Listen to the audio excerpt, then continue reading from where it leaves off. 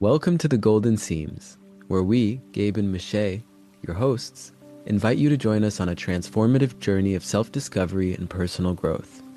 Our podcast is all about helping you uncover your authentic self, find your true calling, and create prosperity in alignment with your deepest values and aspirations. We're excited to bring you our Mastermind Memoir segment. Our mission is to showcase people who are not just dreaming big, but living those dreams authentically and creating a tangible impact in the world. What sets our guests apart is their expertise and passion, and don't worry if you want to connect with our guests. You'll find their contact information linked below and on our website, thegoldenseams.com, under Trusted Resources.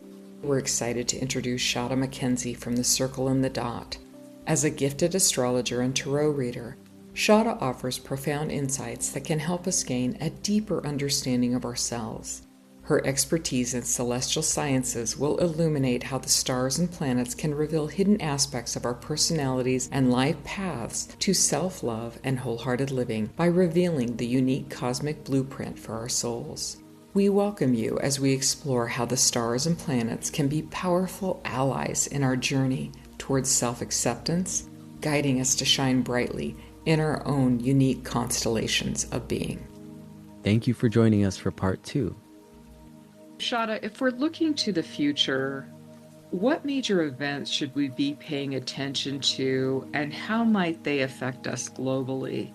Can you tell us about major astrological events that we should be aware of, what those effects might be, how we connect with each other, how it might impact society and individuals from your perspective? Well, it's one thing to know what the significations of the planets mean when they go into new signs.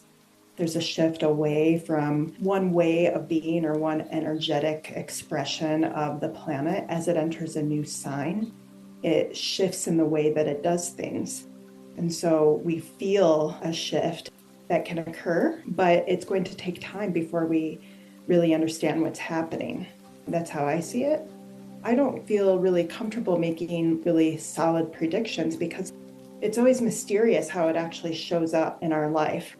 For example, I gave a reading to someone and I was talking about the empowered voice and how the year ahead for her was going to be all about becoming more empowered in her voice and her communication. And she told me that I spent so much of the last session talking about that. When I saw her recently, she asked me about a particular date. I looked it up. I was like, wow, that's actually a fantastic date. And I recently got married. That was one of the 2 dates that I was going to elect to get married. So it was a very auspicious day. And I asked her why. That day, she lost her voice. One of her vocal cords collapsed. Wow.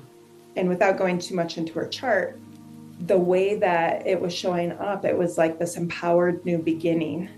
Throughout the year, she was realizing how much in the ways that she communicated was disempowered, whether it's like small talk or gossip.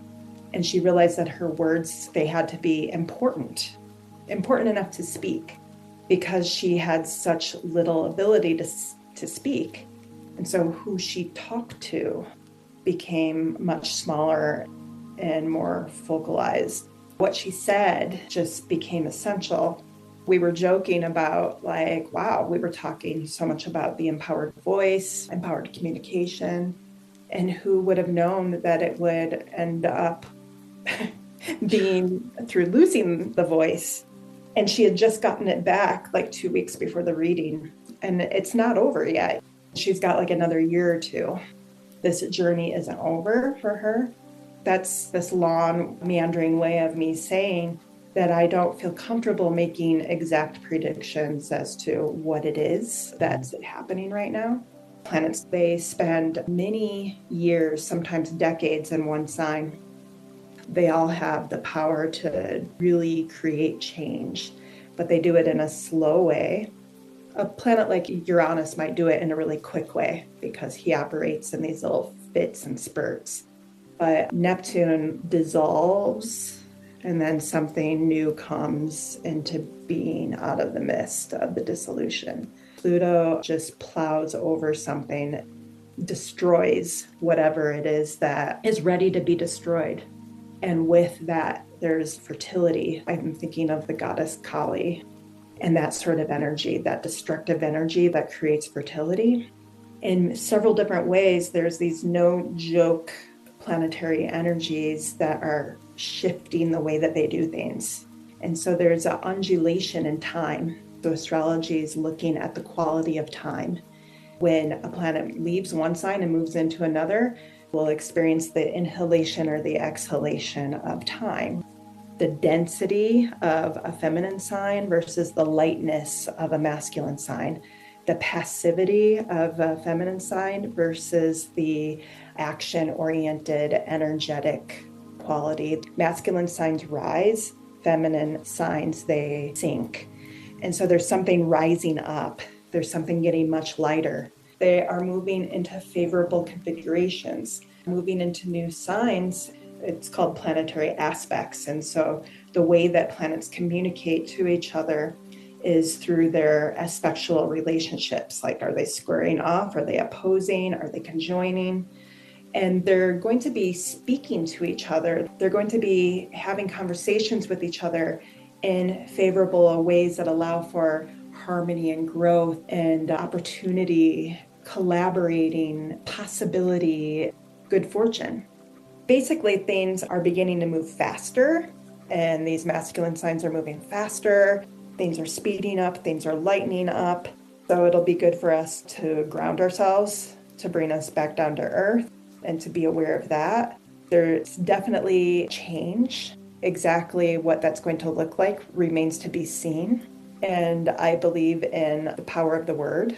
To go straight to fear is not the best way to go about it. And also to keep in mind that if we do see some of these of the more destructive qualities that these planets can represent show up in the world events or in our interpersonal lives, we can hold space for this idea that the way that they're going to be communicating to each other is to harmonize ultimately and to bring growth and to bring abundance.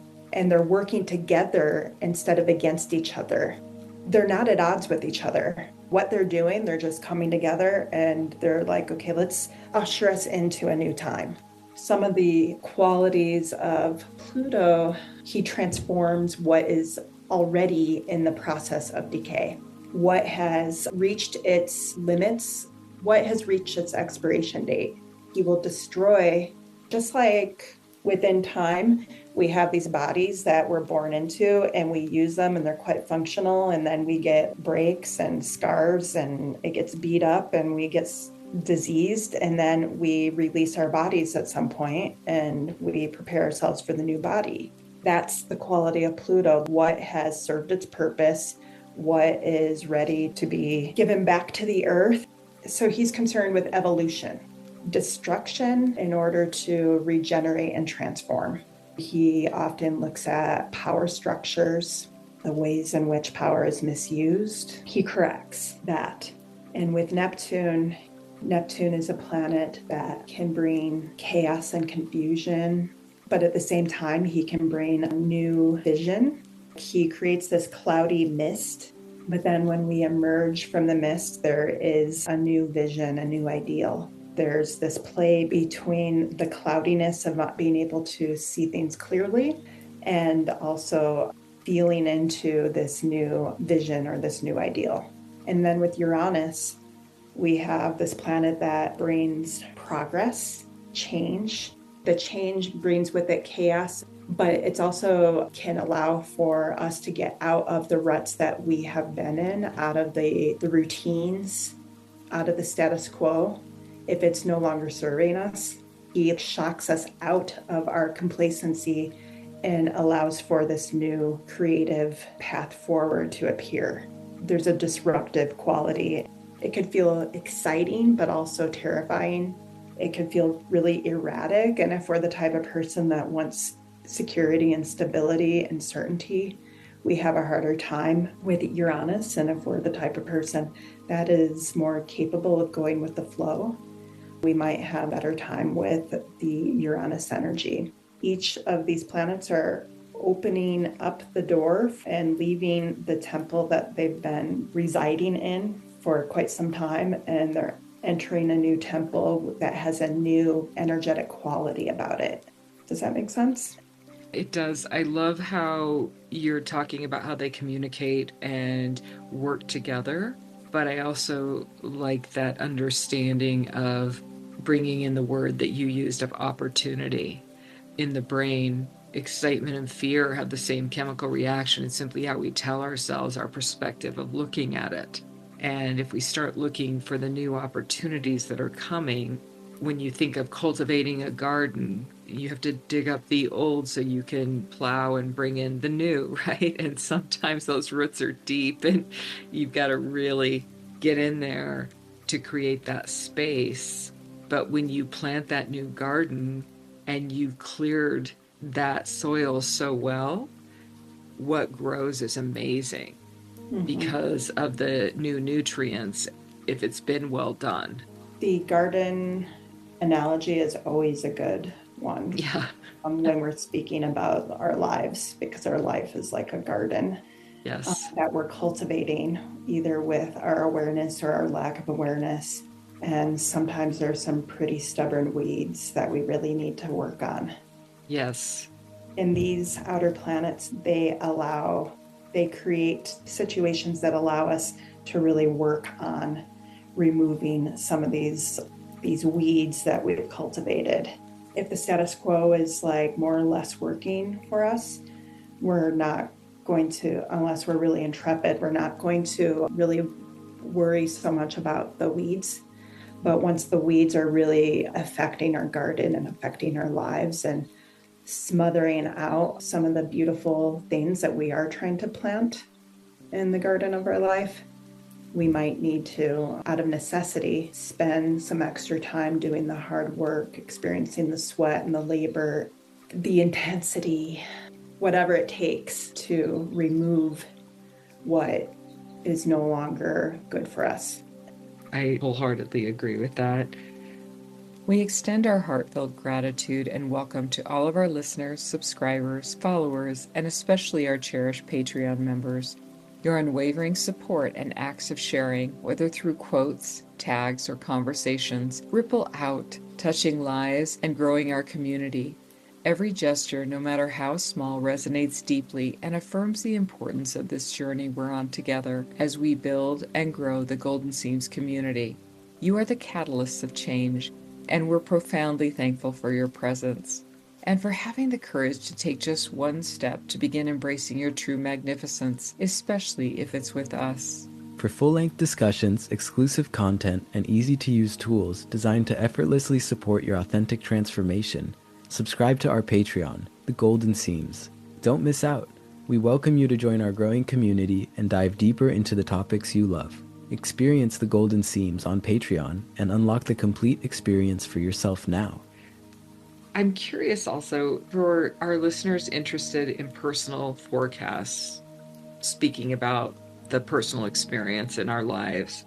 How can astrology help them prepare mentally and emotionally for what's ahead for themselves? I can speak to this so fully with your help over the course of several years in my life, in my daughter's life, that awareness as we've stepped into these things and not knowing exactly what you're saying, not knowing how this is going to unfold precisely, but being aware, here's a space for opportunity, here's a space for change, here's another possibility where things are opening up here, or this might be a time for healing. Having your help to guide us, to connect them to different points in the charts in our lives has been tremendous. I really want to let you speak to that, about how it can help people prepare mentally and emotionally for what comes ahead for them. Time is moving in a way that's affecting us collectively. Time has its way of affecting us on the personal. However, it is connected to our personal lives through the lens of our natal chart. It's going to say how and when within the specifics that these planetary movements are going to create change. For example, the example that I gave you about the woman having a more empowered voice, this planet for another couple of years is crossing directly over the planet that represents her in the chart. And so this planet that is profound evolutionary force, profound change, intensity, death, rebirth is affecting her on a very personal level. It's affecting her in body, mind, and spirit, where for some people, it could be crossing over the planet that's connected to their career. And so they could be feeling those profound forces shaping the way in which they operate within their career. Before Pluto crosses, the way they engage in their career or even the career choices that they've made look one way. And then after he leaves, you're going to see transformation. I've been watching a lot of videos on tornadoes lately. There was a string of tornadoes in the news, and I went down this tornado wormhole.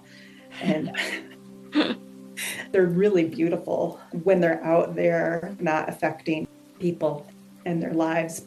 That's sort of how I'm picturing these planets. They come and you're watching something that is going to soon be arriving, and you feel the increase in awareness that there's something that is really deep and transformative that's about to happen.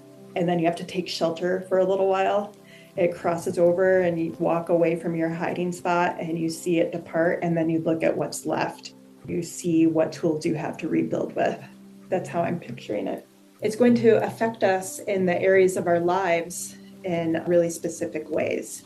And for some people, we all have certain areas of life that operate more efficiently with more ease. And then we have certain areas of life that we just have more trouble with them, and we have a harder time maintaining equilibrium around certain areas. An astrological reading can help a person see those areas where we have to pay more attention and use our consciousness to work to change. Otherwise, the status quo, if it continues, will just have repetition of difficulty whenever that planet gets activated. But then we also see the tools that we have to work with to help us work through some of these more difficult areas of life.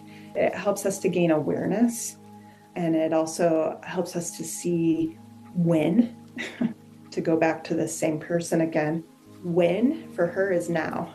For another person, if a planet is crossing over their personal planet that represents who they are in body, mind, and spirit, the when might be in 2027.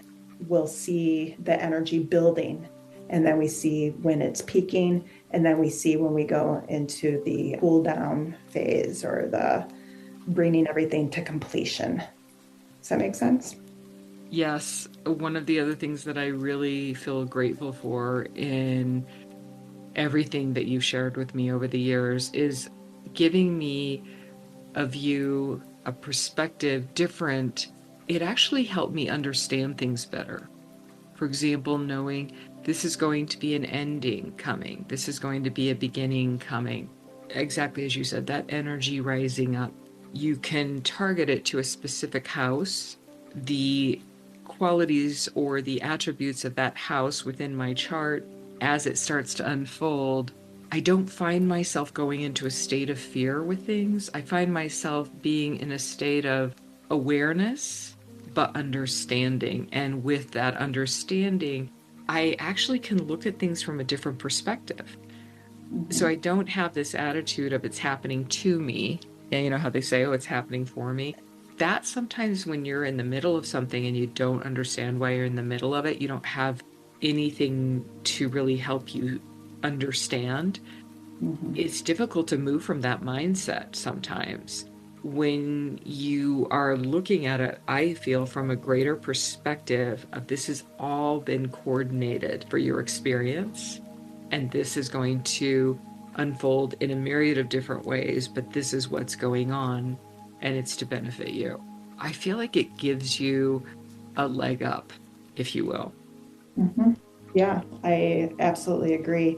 And it also, let's use the tornado as an example again. We didn't know that there is a beginning, middle, and end of the experience. If we find ourselves in the middle and we didn't realize that it was going to pass over in 30 seconds, Yes. that would be terrifying. And so sometimes, like if it is a difficult experience that we're going through, because astrology can also show the areas of ease too, and the times when these coalescing potent periods break apart.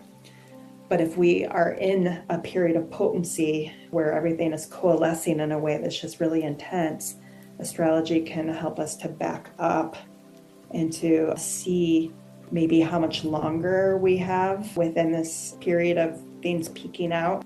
And so that helps to distance us and to see that we're going through a process. It's just not this thing that descends upon us and never moves. Being someone who overthinks or even can take personal offense of why is the universe doing this to me, it has moved me from that space, that thinking, of being able to almost have an aerial view. Yeah. That was so unexpected because, of course, I grew up with my friends reading their horoscopes and I thought that was astrology. And then to actually meet you and then experience what it really can do, the wisdom, it anchors me in wisdom, I feel. Yeah, I believe that what astrology is capable of doing is that it looks at the way God is interacting with us on the material plane. Yes. And there's movement in that because God interacts with us within time. Knowing that, we don't have to be negative or afraid about anything that is potent that is occurring in our lives. This is a benevolent force. Yes. And there is ways in which it expresses its love that is outside of human understanding. How I see it, God wants us to remove the weeds from our garden, right? And sometimes we need to have something really strong in order to pull it up. We can't just pull it up with our own bare hands. We need help. We might need to bring in the force of destruction, for example, in order to forcefully remove whatever that impediment is in our life. And then we pull it up and we see that deep root system that was beneath the surface, inhibiting the growth of our garden, and we couldn't even see it. It's so true. I'm very much an outdoors person. I love gardening. I love all those things. So this makes so much sense to me, where you can go and try to plant something and there's a deep root system underneath that you didn't even know. It can be killing all your plants and you're trying to expand, which that's what I think the name of the game is to expand, create.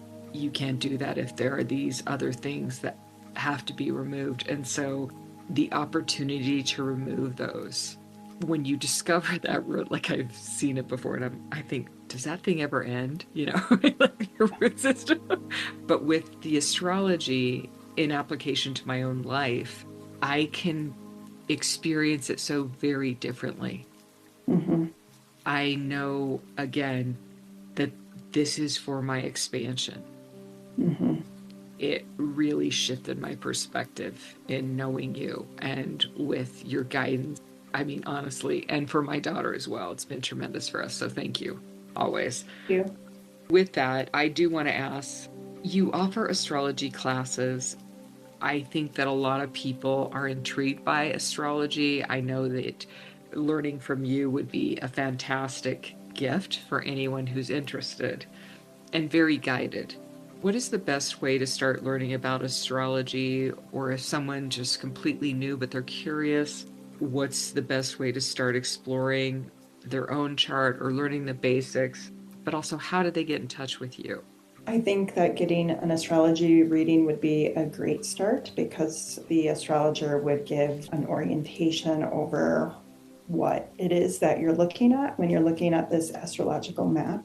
An astrologer would help you to understand what the difference is between the signs and the houses and the planets. For example, those are the basics. That would be a great way to start. Classes would definitely be good. I did most of my learning on my own, and so there was a big learning curve there. it can be really complex at the beginning. And so you have to be really committed to it. You have to allow yourself to be really confused for a long time before it clicks. And so I think finding a teacher would be another good place to start. There's also basic astrology books that will teach you the meaning behind the signs and the planets, so on and so forth. But I think an astrology teacher could give you the deeper meaning between why is it that Venus represents beauty and pleasure and enjoyment? Why is it that the fourth house represents home and family and roots and foundations? There's a spiritual science behind it. So I really would recommend teaching, finding a teacher. Tell me about how someone can reach you for your classes, but also maybe share with us what students could expect to learn and how you approach teaching. I have an ongoing class that's been meeting for a couple of years. If someone has a basic understanding of astrology, they could probably come in and just pick up where we left off. I'm also open to organizing a new group if there's enough interest. And I do one-on-one teaching as well. So you could come to me with a group of people who are interested in studying together, or you could come to me for one-on-one. And you can also come to me for a reading. I also teach the tarot. If you're interested in learning the tarot, you can contact me for that. You could go to my website, thecircleandthedot.com. My business name is The Circle and the Dot. My email address is Shada, SHADA, at thecircleandthedot.com.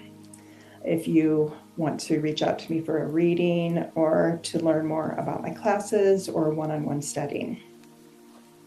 That's wonderful. Thank you for sharing that. Thank you. I recommend you so highly, definitely for the tarot as well.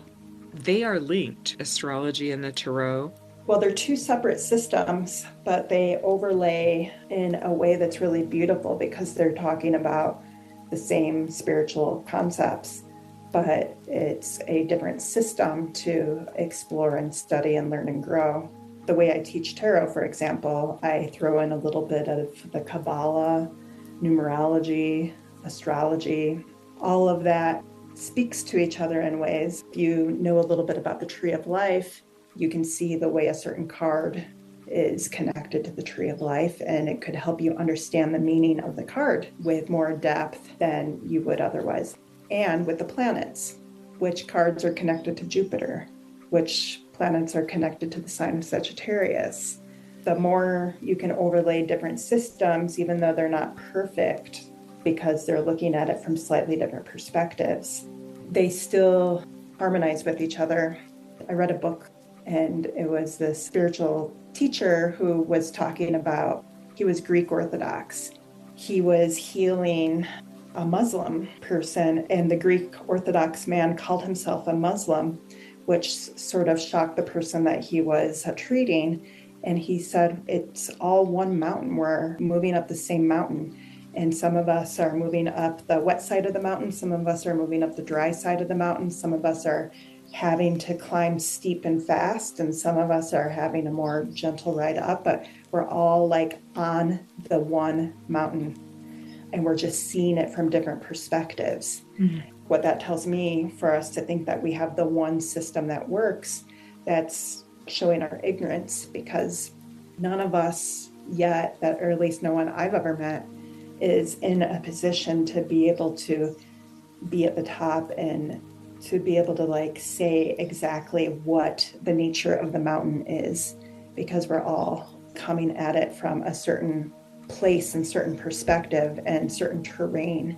And all we can do is describe the terrain that we're moving through. We're all describing the same thing. Does that make sense? Absolutely. Reminds me of that, I believe it's that Eastern analogy where they have three blind men feeling at the elephant. Yeah. Yeah. And yeah, is it a broad, expansive space, or is it this probing trunk, or are these delicate eyelashes? It's all describing the elephant. Mm-hmm. Each of these systems and those points where they're overlaying are the important points. Maybe even the points where they're not overlaying, because that can help one system to see something that maybe couldn't be seen before. I absolutely believe that we all have a sliver of truth in the piece of the pie, but we've all got a piece of the pie. And if we will just start sharing, these will have the whole pie. But we have to be open to everybody putting their piece in. Thank you so much, Shada. We'll put all your information below. It's on thegoldenseams.com. It will be there under trusted resources for the Mastermind Memoir. Thank you so much for your time and sharing and allowing everyone to connect with you. We're so grateful. Thank you so much. I really enjoyed speaking with you. Likewise. We're truly grateful for your presence and participation in this journey of self-discovery and personal growth. Remember, your path to authenticity and prosperity is unique, and we're honored to be a part of it. If you found value in today's episode, we invite you to like, subscribe, and share it with others who might benefit. Until next time, embrace your imperfections and let them be your greatest gifts. This is Gabe and Michelle signing off from the Golden Seams. May you discover the courage to be vulnerable, the compassion to love yourself, and the wisdom to live wholeheartedly. May your path be golden as you find the strength to mend and beautify the broken parts of your life, weaving golden threads through the fabric of your authentic self, just like the art of kintsugi. We'll see you in our next episode.